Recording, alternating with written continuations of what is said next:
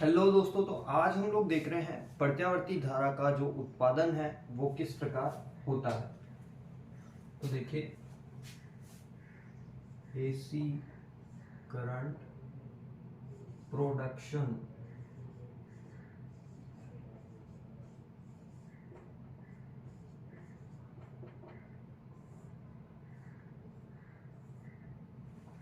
AC current production. तो देखिएगा, AC current production क्या होता है, किस प्रकार से इसका हम प्रोडक्शन कर सकते हैं। तो यहां पे देखिएगा,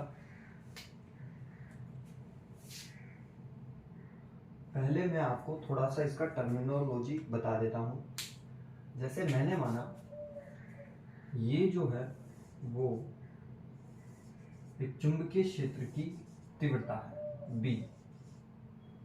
ठीक है, ये एक चुंबकीय क्षेत्र की तीव्रता है बी, और यहां पे इसके बीच में हमने एक बेलनाकार जो कॉइल है उसको रखा, जिसके ऊपर हमने कहा वायर जो है वो लपेटे हुए हैं। ठीक है, इसमें फेरों की संख्या n है। ये जो हमारा बेलनाकार पृष्ठ है, इसका जो अनुप्रस्थ काट का क्षेत्रफल है वो है a। ठीक है, अब देखिएगा, हमने माना पहले ये जो बेलनाकार पृष्ठ था, हमारा जो आकृति थी, जो निकाय था, वो पहले एकदम सीधा था, इस b के साथ में 0 डिग्री का कोण बनाता था। पहले ये कुछ ऐसे था, फिर हमने इसको रोटेट किया और इसको यहाँ पे लेके आए, तो ये b के साथ में जो है हमने माना अब ये जो है वो थीटा कोण बना रहा है, और t समय पश्चात इसने ये थीटा कोण निर्मित किया। ठीक है भाई, पहले ये यहाँ पे था t 0 पे, फिर हमने इसको घुमाया तो t समय पश्चात इसने थीटा कोण का जो है वो निर्माण किया, और इसकी स्थिति में थीटा के सापेक्ष जो है वो परिवर्तन आया। अब देखिए, समय के सापेक्ष इसकी स्थिति में कुछ परिवर्तन आया, तो इसका जो वेग होगा वो अब कोणीय वेग होगा ओमेगा के रूप में। ठीक है, इसका जो वेग होगा, क्योंकि इसकी कोण की स्थिति में परिवर्तन आया, इसलिए इसका जो वेग होगा वो भी कोण की स्थिति में, मतलब कि कोणीय वेग ही होगा। तो यहां पे देखिएगा, फर्स्ट ऑफ ऑल टर्मिनोलॉजी हम लोग कहेंगे, इसका जो है यहाँ पे सबसे पहले हम लोग जो थ्योरी है वो डिस्कस कर लेते हैं। एक बेलनाकार निकाय था जो कि बी चुंबकीय क्षेत्र की तीव्रता वाले क्षेत्र में रखा हुआ था, जो कि t बराबर 0 पर 0 डिग्री कोण पर रखा हुआ था। t बराबर t समय पर इसकी जो स्थिति है वो 0 से थीटा कोण पर परिवर्तित होती है, जिसमें इसका जो कोणीय वेग है वो ओमेगा हो जाता है। इस निकाय का जो अनुप्रस्थ काट का क्षेत्रफल है वो a है। इस पर जो कुंडली के जो तार होते हैं उनमें फेरों की संख्या n है। ठीक है दोस्तों, यहां तक क्लियर। अब हम लोग कहते हैं, हमको पता है ओमेगा इज इक्वल्स टू होता है थीटा अपॉन टी।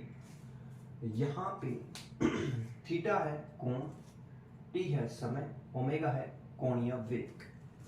तो यहाँ पे हम लोग कह सकते हैं थीटा इज इक्वल्स टू आया omega into T, equation 1।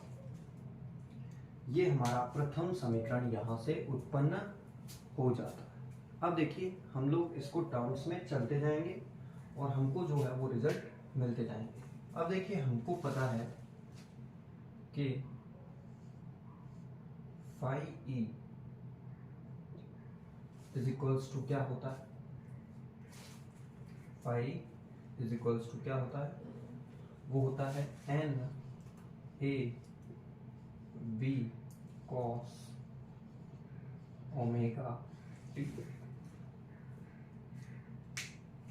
What is phi, यहाँ पे ई मत लगाइए, चाहे डायरेक्ट फाई भी ले सकते हैं। फाई यहाँ पे है चुंबकीय फ्लक्स। क्या है? चुंबकीय फ्लक्स जो कि बी के कारण उत्पन्न हुए हैं, और हमने इस कुंडली को घुमाया है या फिर इसके जो हम कह सकते हैं चुंबकीय क्षेत्र के सापेक्ष इसको जो है वो मूविंग किया है, जिसके कारण चुंबकीय फ्लक्स उत्पन्न हुए हैं, इसलिए हम इसको पाई बी भी कह सकते हैं। ठीक है, अब हम लोग क्या करेंगे, हम लोग इसका फर्स्ट डेरिवेटिव करेंगे। तो d phi B upon d t is equals to N A B जो कि कांस्टेंट है, और कॉस थीटा की जगह हमने रिप्लेस कर दिया है बाय इक्वेशन 1 हम लोग कह सकते हैं। तो D upon d T cos omega t.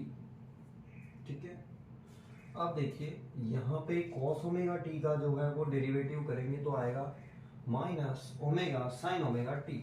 तो देखिए d phi B upon d t, Faraday का नियम कहता है ये जो है वो विद्युत वाहक बल के बराबर होता है, तो इसको हम लोग ई लिख सकते हैं, विद्युत वाहक बल।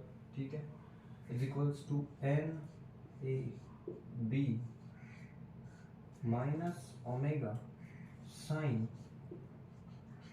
Omega t. ठीक है, अब ये जो चीज है इसको हम लोग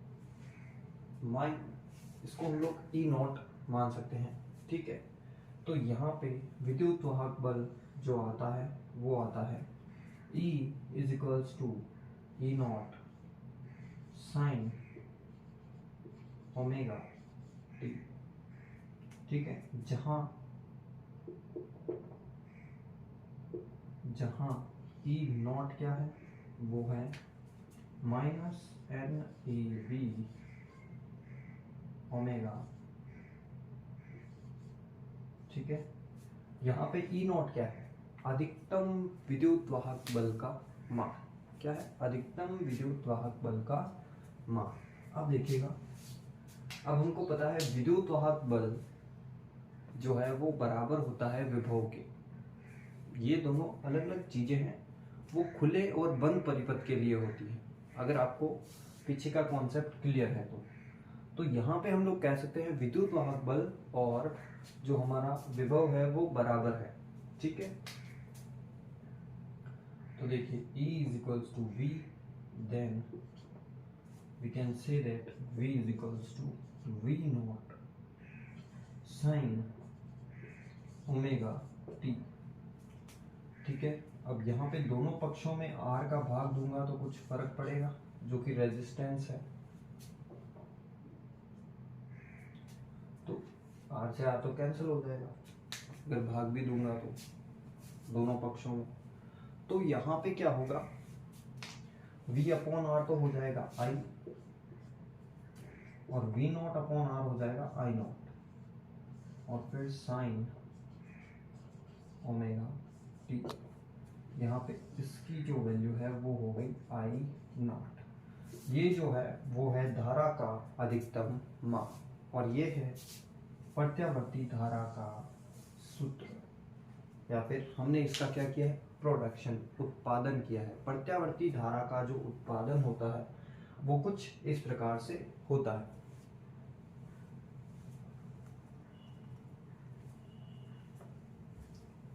अब देखिए, मैं यहाँ पे आपको कुछ चीजें और बता देता हूं। जैसे ये क्या है, ये है प्रत्यावर्ती धारा का मान।